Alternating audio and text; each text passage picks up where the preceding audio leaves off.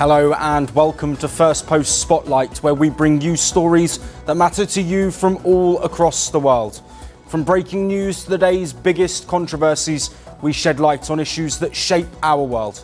I am Joshua Barnes, live from the Firstpost studios. Let's begin with the top headlines.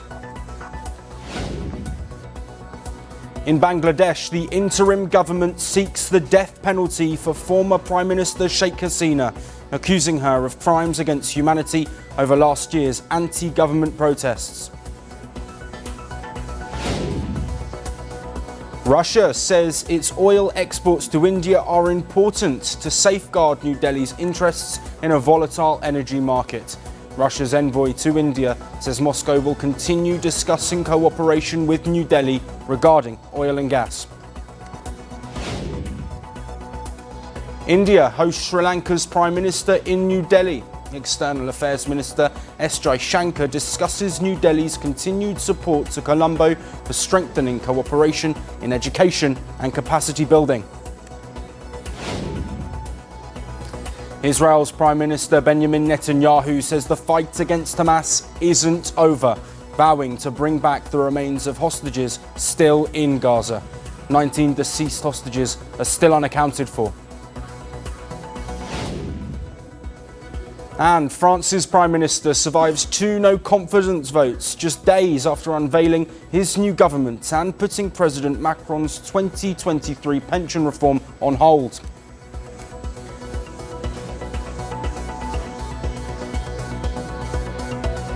We begin in Southeast Asia. New evidence has shed light on the root cause of intense border clashes between Thailand and Cambodia that broke out this July. Independent expert analysis found that the landmines that sparked 5 days of deadly border clashes between the 2 neighbouring nations were likely freshly laid. Tensions had been building since May, when soldiers on both sides exchanged fire near disputed areas.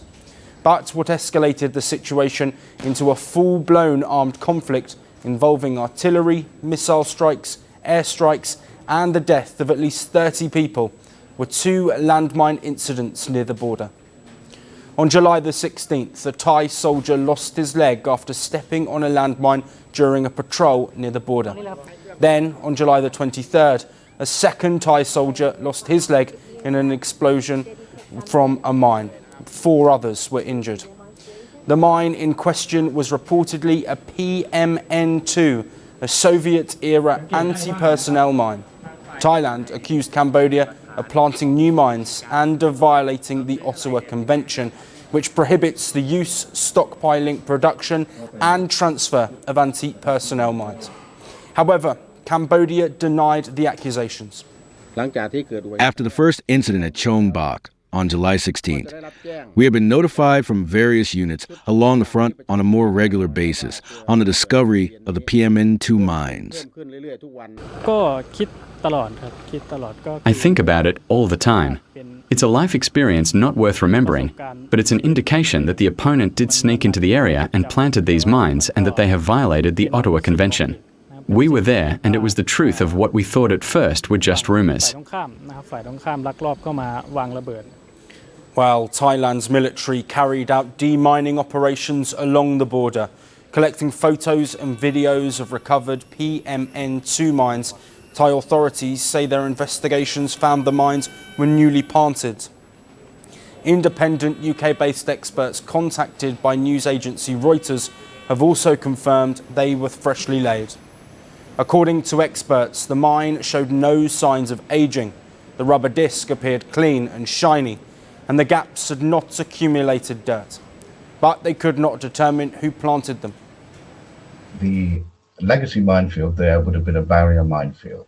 The mines, there's no indication the mines were laid as a barrier to prevent movement across the border. There is indication they were placed deliberately on patrol paths, and in one case they were placed in a cluster that was deliberately designed so that when the first person stepped on a mine, others who went to help him would also step on mines. These were very shallowly laid mines, and very recently laid mines underneath it. In my mind, there is absolutely no doubt they were placed there to target the Thai patrol. not for conventional border security. Cambodia has denied the allegations, saying its military does not have stockpiles of live PMN-2 mines. Officials maintain that just because the mines look new does not prove they were recently laid.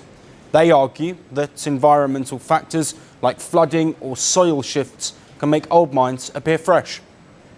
Put this and evidence presented by Thailand has never been subjected to any independent or joint investigation over the time. In proper mine accident investigations, the site should be cordoned off and secure so that technical experts from both sides, and neutral observers can examine the case. The crater, just soil disturbance, recovered fragments. So none of this has happened. Cambodia is one of the most heavily mined countries in the world due to decades of civil war. The Thai-Cambodia border is a 1,046-kilometre stretch historically affected by mines. Cambodia has invested over $1 billion in demining operations over the past 30 years. It has positioned itself as a global advocate against landmines. Thailand has asked the United Nations to request that Cambodia respond to its allegations. Bangkok has also repeatedly petitioned member states of the Ottawa Convention. It argues that Cambodia violated the convention by stockpiling and using landmines, and by refusing joint demining operations along the border. Both nations agreed to halt hostilities along the disputed border under a US-brokered ceasefire, but underlying tensions remain unresolved. As new evidence comes to light, the landmine issue remains a flashpoint between Thailand and Cambodia. Now, shifting focus to China. Authorities have seized 60,000 maps they deemed problematic, claiming they mislabel Taiwan and omit territories that Beijing claims in the South China Sea. According to Chinese customs, the maps were confiscated during an inspection of a batch of export goods in the eastern province of Shandong. An official statement said the seized maps failed to display China's claimed territorial boundaries, including the 9-dashed line, which Beijing uses to justify its assertion over nearly the entire South China Sea. A total of 9 countries, including the Philippines, Vietnam, Malaysia, Indonesia and Brunei, oppose the 9-dashed line. The Chinese statement did not specify when the maps were seized or where they were printed, but Chinese officials claimed they endanger national unity, sovereignty and territorial integrity. They also noted that some of the seized maps did not mark China's maritime boundary with Japan. Under Chinese law, any map used for publication or distribution must adhere to state-sanctioned geographical standards. Maps that deviate from official claims, whether by omitting the 9-dashed line or showing Taiwan as a separate country, are often confiscated. Authorities say such materials are not permitted for import or export. The incident reflects how maps have become a geopolitical flashpoint in Asia.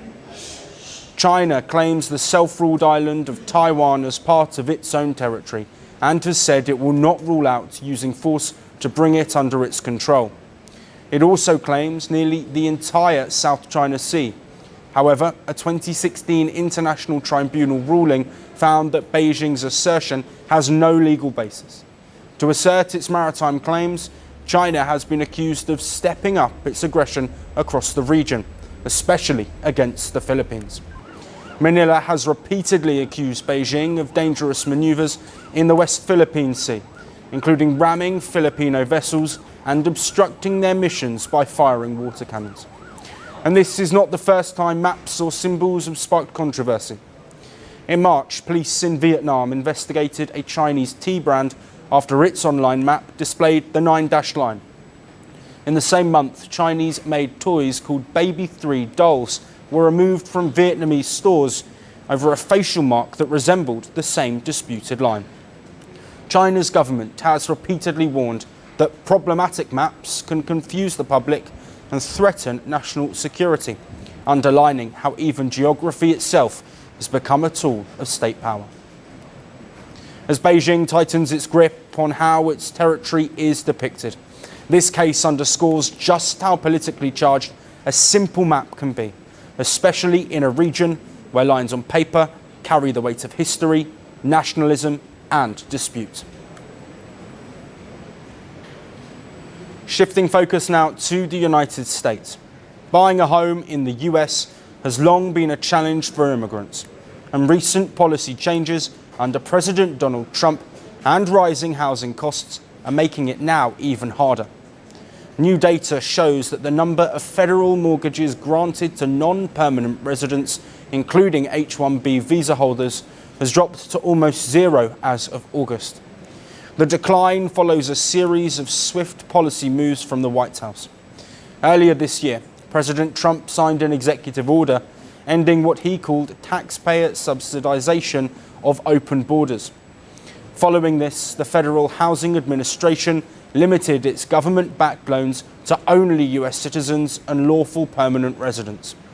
The Department of Housing and Urban Development said the order was meant to safeguard economic opportunities for Americans, effectively shutting out H-1B workers from the FHA insured mortgage program for the first time.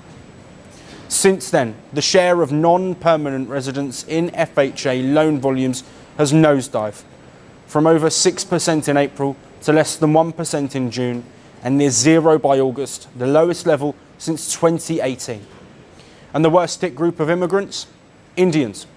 As of 2024, Indians accounted for around 70% of all H-1B visa recipients, making them the largest and hardest hit immigrant group in the federal housing loan freeze for non-citizens.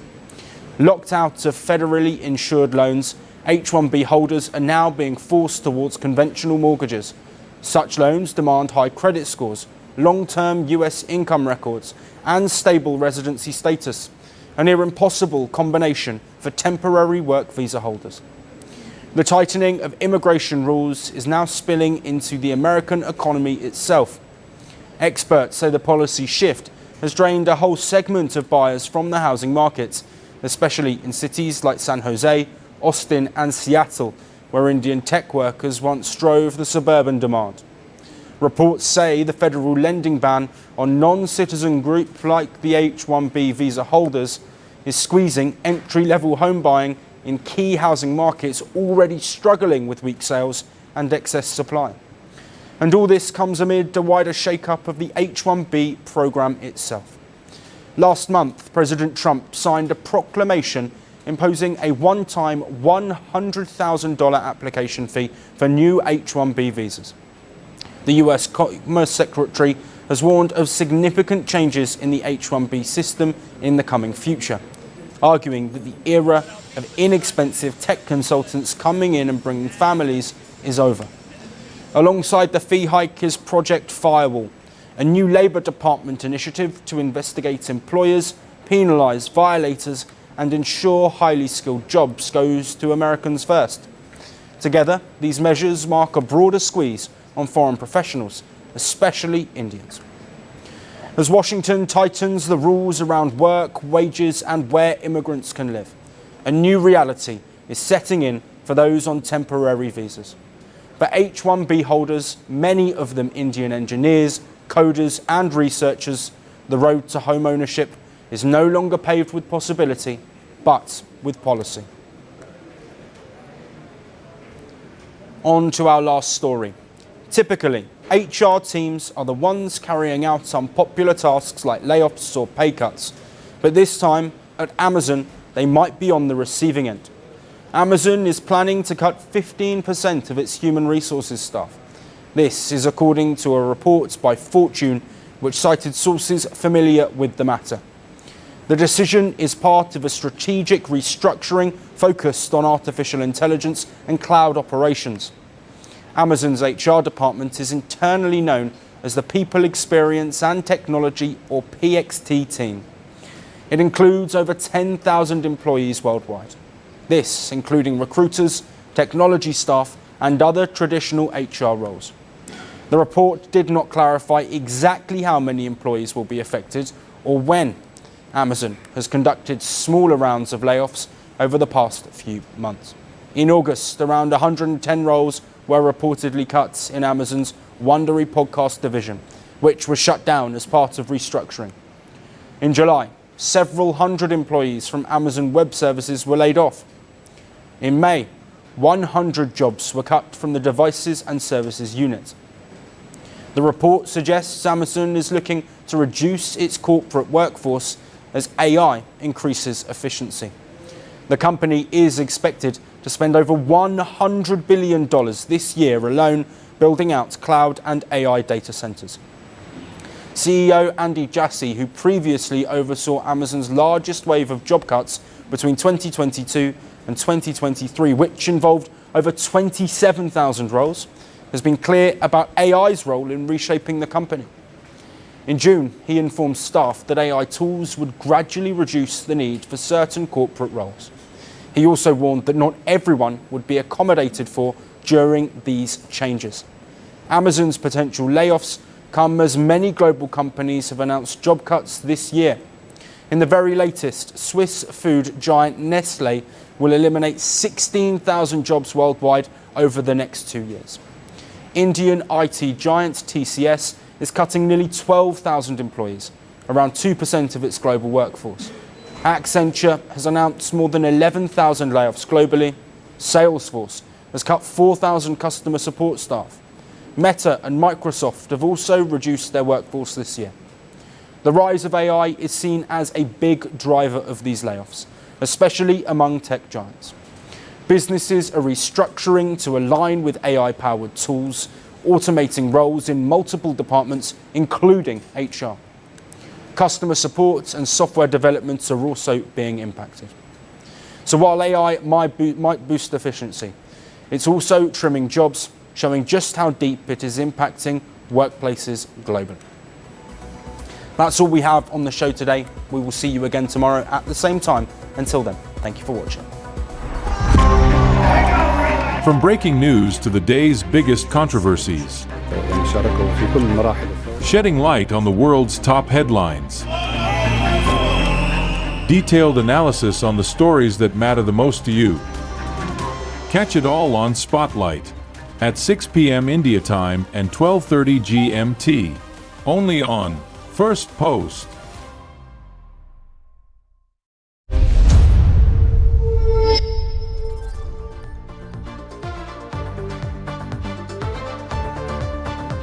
Hello and welcome to Firstpost Live, where we bring you the day's top 4 stories from across the world. I'm Josh.